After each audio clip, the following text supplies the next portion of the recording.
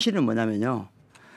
그러니까 지선이나 총선하고 다른 대선의 가장 중요한 특징은 뭐냐면 대선 시기에 국민들이 온 국민이 모든 곳에서 예술가적 상상력을 총동원하는 기간이거든요. 그리고 그때 시대 정신이 뭔지가 드러나게 되는 그렇죠. 거거든요. 그때 드러나는 거예요. 네. 그러면 후보들은 지금 이 시기에 전국을 돌아다니면서 모든 사람을 만나게 되거든요. 그때 감각적으로 깨닫게 돼요.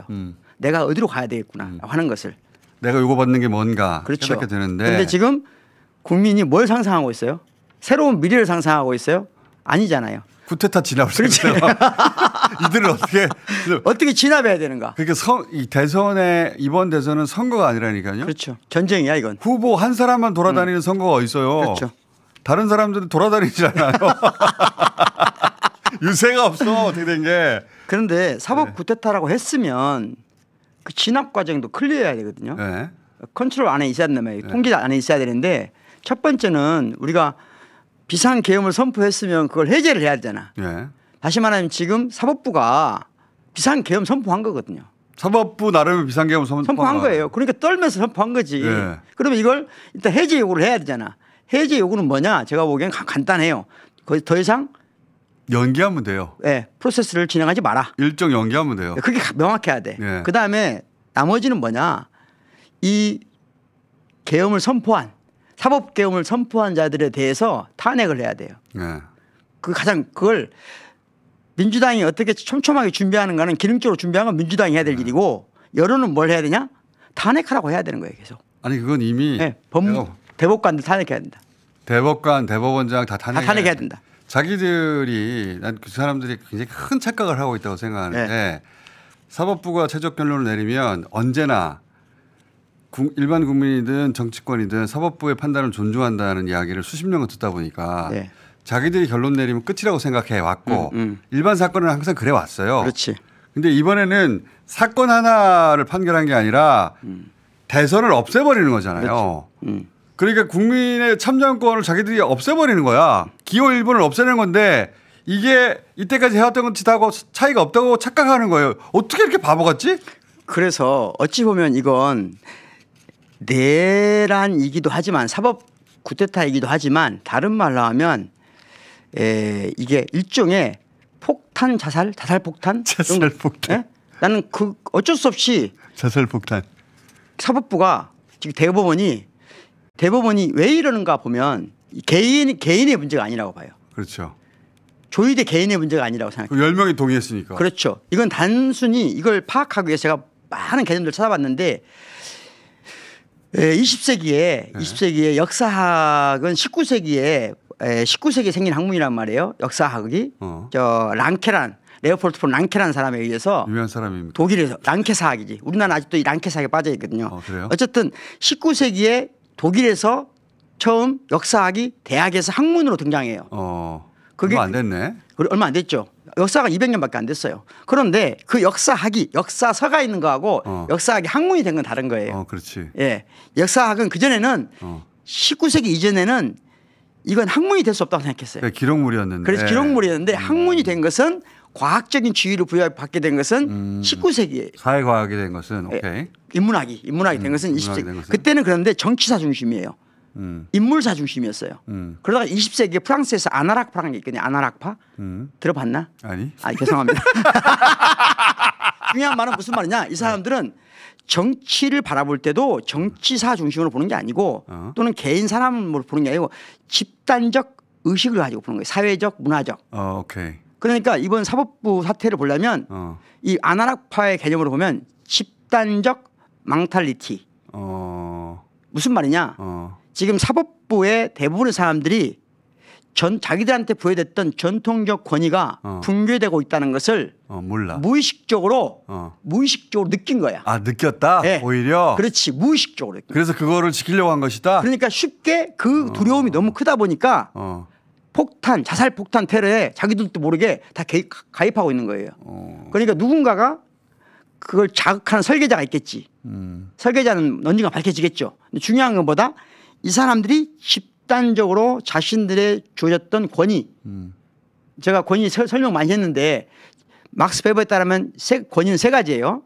전통적 권위 또는 법과 제도가 주는 권위, 세 번째는 카리스마가 주는 권위. 이 자들이 세 가지를 다 교묘하게 갖고 있는 자들이에요. 전통적 권위는 내가 아버지니까, 내가 남자니까, 내가 양반이니까 갖는 당연한 권리예요. 분기되고 있잖아요. 두 번째는 뭐냐? 사법고시, 행정고시를 합격한 사람들은 자기가 제도예요. 자기가 법이고. 그래서 그런 식으로 자기들의 권위를 부여했다고 생각해 왔어요. 특히 대법원은 더 그렇거든요. 대법원은 어떤 내가 한 행위의 잘잘못도 내가 따지거든. 최종이지. 최종이니까. 이게 지금 가장 큰 심각한 문제거든요. 끝판왕이야 자기들. 이거 이런 권위를 누리는 적어도 없어. 제가 대륙법에서는 없어요. 대륙법에서는 독일 같은 경우 대체적으로 대법원이 그런 잘못된 판단하잖아요. 당연히 대법원은 또 다른 판결 대상을 받습니다. 그리고 대법원이 지금까지 누렸던 모든 권위 핵심은 뭐예요? 대법원장 인사권 갖고 있잖아요. 대법원 몇 명 안 되잖아요. 네. 독일 똑같은 우리 법체계의 뿌리가 된 독일 몇 명이에요? 대법관이. 100명 넘는 360명입니다. 대법관이 그렇게 많아요? 네. 그러니까 그리고 우리는 굉장히 기형적인 형태네. 그렇지. 그러니까 더 중요한 게 뭔지 알아요? 독일의 대법관들은 사회적 정치적 통제를 받습니다. 무슨 말이냐? 대법원장이 인사권을 갖고 있지 않아요. 대법원 자체 내에서. 어떻게 선출돼요 그러면? 그러면 어떻게 하냐? 국회와 또 다른 위원회를 만들어요. 위원회. 상하원에서. 오케이. 상하원들이 하는 거예요. 그러니까 상원은 전국적이고 하원은 지역을 대표하잖아요. 그러니까 지역을 대표하는 것도 하고 대표하는 세력하고 전국을 대표하는 두 개의 정치 세력과 또는 별도 위원회를 만들어요. 또. 오케이. 그러니까 사법부를 지금 그러니까 이게 오고 있다는 걸 간과하고 있는 거예요. 그러니까 사법부 사람들은 전 세계에서 검찰만 기소 독점권은 기소 편의주의를 갖고 있는 유일한 나라인 것만이 아니라 우리나라가 플러스 사법부가 독점적인 권리를 또는 권위를 아무런 법적 근거도 없이 지금 갖고 있는 거예요. 오케이. 그러면 이것이 무너져가고 있다는 것을 무너질 수밖에 없다는 것을 감각적으로 느끼고 있어.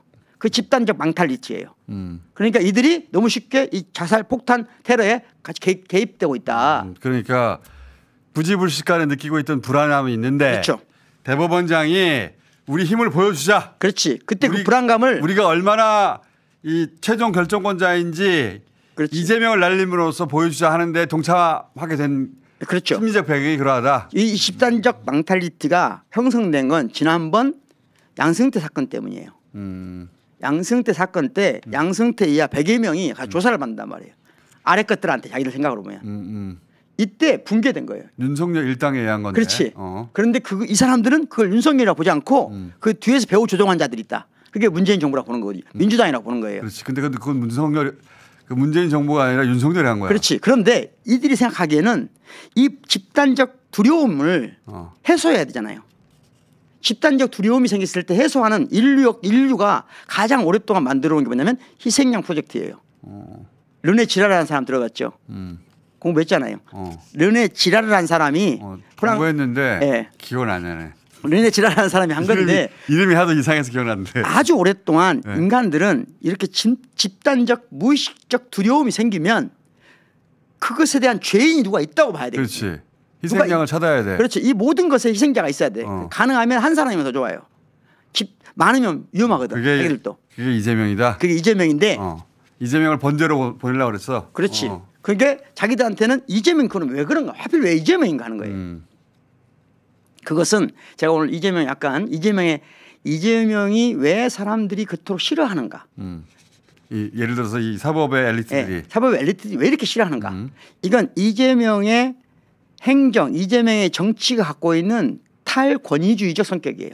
그거는 그렇죠. 탈권위주의고 확실히 탈권위적. 그래서 어떤 사람들은 탈권위적이면서 탈권위적인 것이 가장 중요한 것은 도덕과 무관하다는 거예요. 기능적인 게 중요한 거예요. 그러니까 이분의 이재명의 정치 또는 행정의 스타일은 너하고 나하고 인격적으로 가까우니까 통하니까 이렇게 해서 인사를 하거나 이러지 않아요. 이 역할에 이 문제 해결에 무엇이 가장 필요한가 누가 필요한가로 한단 말이에요. 네.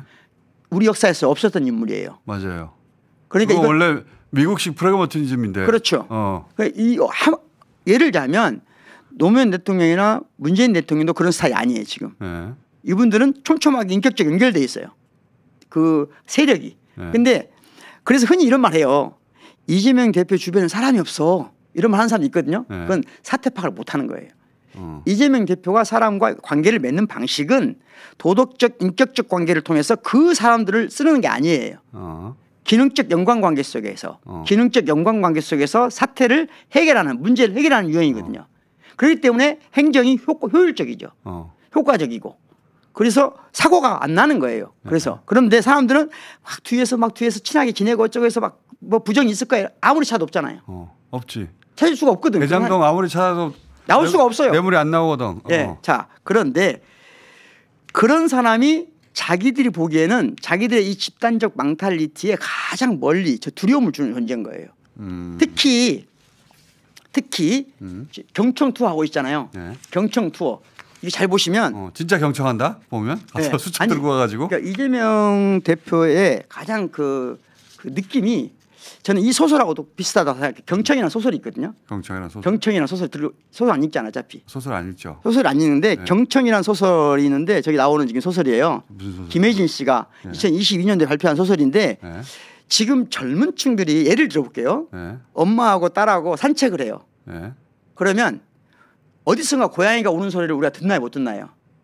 들리지. 똑같이 가도 대부분 자기 일에만 몰두한 사람은 못 들어요. 그런데 자기가 어쩔 수 없이 사회로부터 버림받거나 고통받는 사람들은 더 고통받는 사람의 목소리를 듣거든요.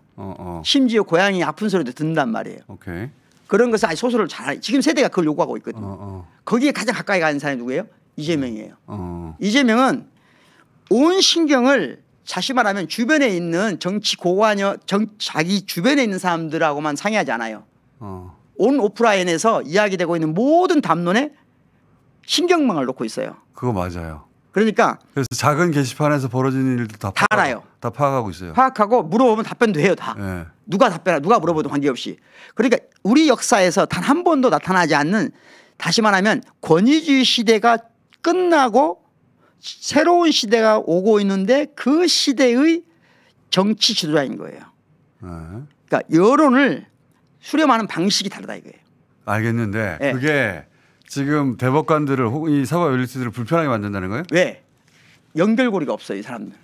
자기들하고 네트워크 안에 있지 않다. 안 돼요. 불가능해요. 다시 말하면 이제까지 자기들이 문제를 해결했던 방식으로부터 가장 멀리 있는 사람이라는 이유가 김현장 정도 된다면 다 연결돼야 되거든요.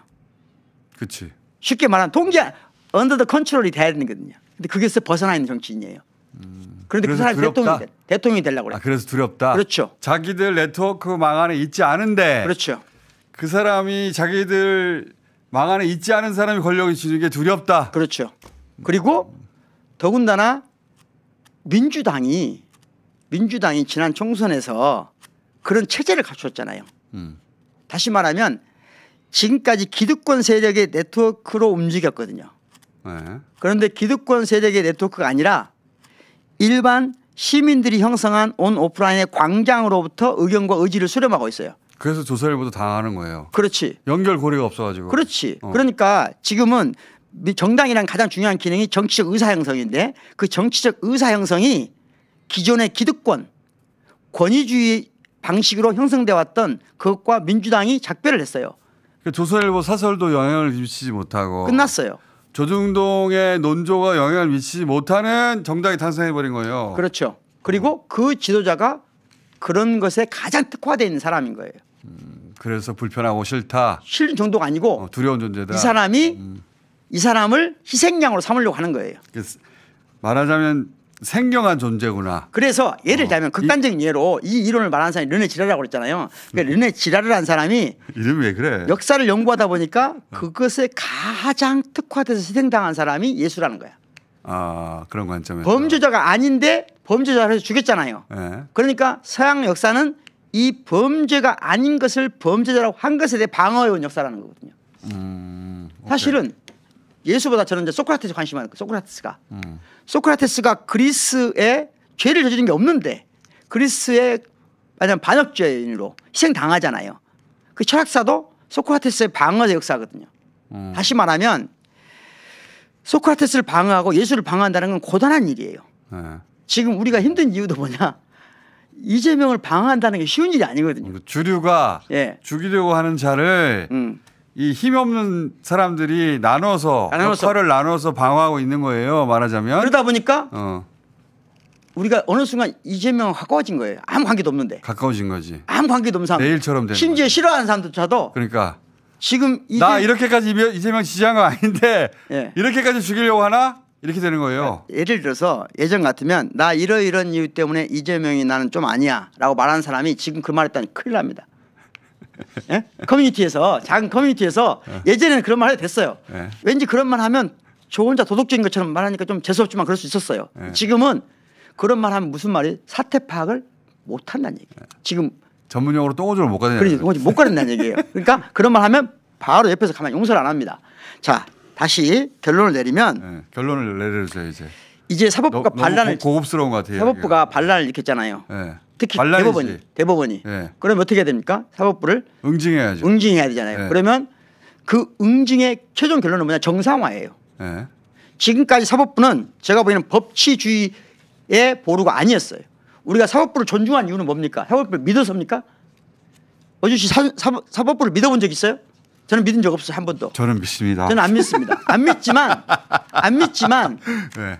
여기가 무너지면 우리 공동체가 무너지기 때문에 그렇지. 우리가 믿음이라고 하는 것을 보내준 거예요. 어쩔 수 없이. 그렇지. 그런데 스스로 자살한 거잖아요. 지금 이제. 스스로 자살해요. 그럼 진짜. 어떻게 해야 돼 이제. 그럼 사법부를 완전히 바꿔야 되죠. 완전히 바꿔야 법치국가의 형태로 바꿔야 돼. 지금은 반법치국가예요. 사실은 87년 체제 이전에 사법부가 법치주의를 지켜왔습니까? 반법치 독재자들에게 부역해 왔습니까? 이 87년 체제의 기여에 단 한 줌도 기여하지 않은 자들이 모든 특혜를 누리다가 이제 그 특혜의 작은 스크래치 하나니까 자살 폭탄 테러 저지른 거거든요. 자살 폭탄 테러 맞는 말이야. 네? 자살 폭탄 테러 한 거예요. 아니 자살 폭탄 테러 본인들은 몰라요, 근데 네? 본인들이 한 의미, 그러니까 한 일에 이 어마어마한 의미를 몰라요. 그러니까 우리는 독일법을 그대로 가져온 나라란 말이에요. 그럼 독일에 맞게 대법원 100명 만들어야 됩니다. 최소한. 예, 그리고 대법원장이 인사권으로부터 완벽하게 대법원장 및 대법원 판사들은 인사권이 없어야 돼요. 아무런 인사권도 없어야 돼요. 그리고 뭐라 했냐? 왜 우리가 그들에게만 민주주의하고 무관한 방식으로 승진하고 성공하고 하게 해주냐는 거예요. 특별한 예외로. 특별하게 왜? 그건 다 하거든요. 국민의 기본권을 지키라는 국민의 명령이에요. 인권을 지키라. 법치란 국민의 기본권을 지키는 것이지, 즉 법관이 법의 이름으로 우리를 지키는 겁니까? 우리가 법관을 보호하는 게 법치입니까? 우리가 법을 지키는 게 법치예요? 법이 우리를 지키는 게 법치입니까? 법이 우리를 지키는 게 법치예요. 우리가 법을 지키는 게 법치가 아니고. 그런데 이게 법의 이름으로 우리 권한을 침해한 거 아니야? 그렇죠. 가장 기본되고 중요한 기초 중에 기초인 거예요. 왜냐하면 기초 중에 기초인 것은 뭐냐면, 자, 이건 알아야 되거든요. 검사는 국가를 대변하는 자예요. 그렇죠. 판사는 누구를 대변해야 돼요? 국가를 대변하는 그 검사를 국가를 상대화하고 뭘 절대화하는 거냐? 피고로 온 사람의 인권을 절대화하는 거예요. 그게 법치예요. 이재명의 인권을 지키는 게 판사의 주요 책무예요. 그게 법치주의예요. 알겠고요. 이걸 지금 이들이 내란을 일으켰으니까 탄핵해야죠. 저도 탄핵해야 된다고 봅니다. 탄핵 반드시 해야 된다고 봐요. 탄핵도 해야 되고, 윤석열이 탄핵도 당하고 형사처벌 앞에 서 있는 것처럼 저는 사법적 판단의 대상이 돼야 된다고 봅니다. 당연히 특검해야 된다고 보고요. 네. 그리고 특별재판부 만들어야 특별재판부 해야 된다고 봅니다. 이 얘기를 매일 하셔야 돼요. 매일 하고 있잖아요. 특별검사 제도로 특별재판부 열어야 된다. 왜? 자기들의 죄를 자기가 판단하게 하면 안 되거든요. 그리고 아직도 모르는 것 같아요.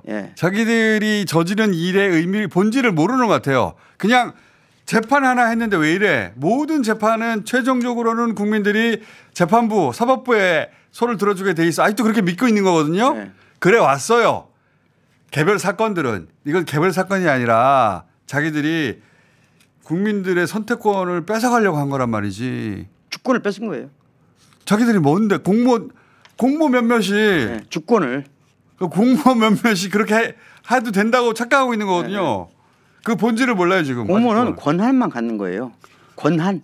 제한된. 그 공무원 몇 명 주제에 국민들의 선택권을 뺏으려고 하다니. 당신들에게 더 이상 그 권한도 없고 권리도 없고 더군다나 그런 만큼 어서리티도 없다. 권위도 없다는 걸 확인시켜줘야 됩니다. 그러려면 어떻게 된다? 당신들의 죄에 대한 평가는 당신들이 할 수 없어. 그 특별재판부를 반드시 열어야 됩니다. 잘 알겠고요. 예. 집단적 망탈리티. 교수님? 예. 근데 가세요. 말 시켜놓으면 1시간 동안 혼자 떠들 수 있기 때문에 빨리 끊어야 됩니다. 예. 네. 이렇게 기승전결이 잘 일단 완성이 됐기 때문에. 근데 또 모시도록 할게요.